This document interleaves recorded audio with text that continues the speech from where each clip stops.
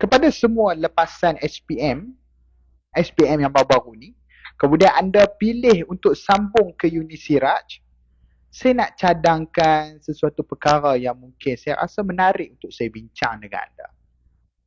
Saya nak sarankan adalah kalaulah anda datang daripada aliran perdana, sama ada sekolah harian ataupun sekolah science stream ataupun science student, saya sangat sarankan kepada anda supaya anda ambillah diploma bahasa Arab, belajar diploma bahasa Arab kalau anda berminat untuk sambung kos agama di Unisiraj ni.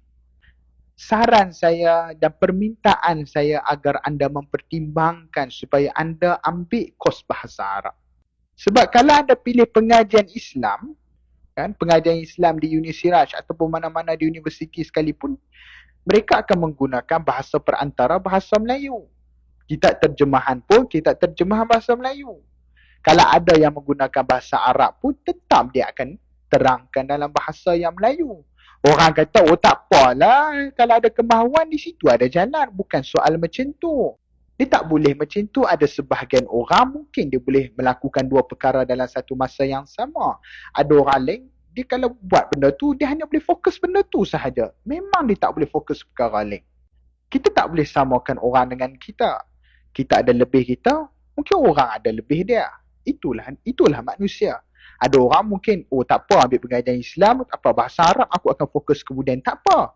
Tapi nasihat saya kepada semua, kalau anda nak jalan yang lebih selesa, taklah selesa sangat. Tapi sekurang-kurangnya bila anda ambil diploma bahasa Arab ni, anda boleh 100% fokus kuasai bahasa Arab. Anda boleh buka nahu, sorah, balaghah. At least anda ada ilmu alat untuk awak faham agama ini daripada kitab turas dan dengar daripada masyayikh Arab.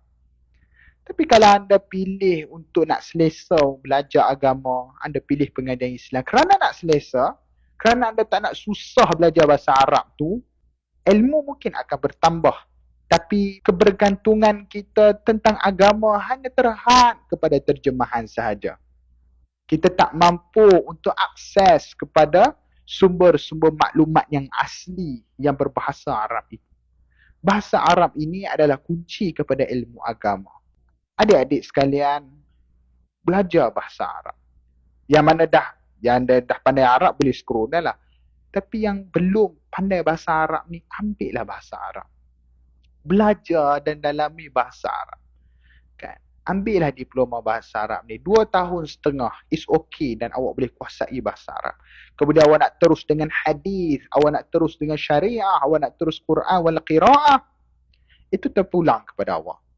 Tapi nasihat saya, bahasa Arab adalah bahasa yang sangat penting untuk kita kuasai dalam kita nak bertahan untuk mempelajari ilmu agama ini. Supaya anda boleh kaut lebih banyak khazanah ilmu Islam berbanding hanya perlu bergantung kepada terjemahan sahaja. Jadi, fikir-fikirkanlah. Jika anda ada nak tanya tentang Unisiraj, anda boleh DM saya. Saya Irfan Yusof, ejen Takafu dan pelajar Unisiraj.